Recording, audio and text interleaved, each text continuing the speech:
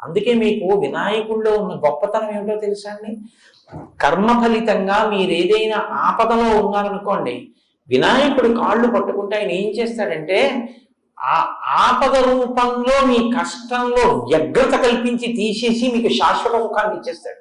కాబట్టి గణపతి చాలా గొప్పగా అనుగ్రహిస్తాడు.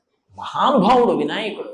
వికటో, ఆయన చేసే పనులు హాస్యస్ఫోరకంగా ఉంటాయి, కానీ ఆయన చాలా బాగా అనుగ్రహించేటటువంటి స్వరూపం ఉన్నవారు. ఆయన చేసే పనులు ఏమిట్రైలాగా అనిపిస్తుంది, కానీ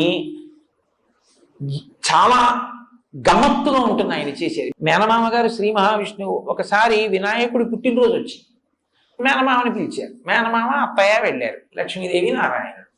ఏవో బహుమానాలు పట్టుకెళ్ళాడు మేనల్లుడికని. అన్నీ అక్కడ పెట్టి, ఒరే నాన్న నీకు తెచ్చాను రా అని చూపిస్తుంటే, ఇవన్నీ ఇస్తుండడంలో సుదర్శన చక్రాన్ని పక్కనెట్టుకున్నాడు ఆయన.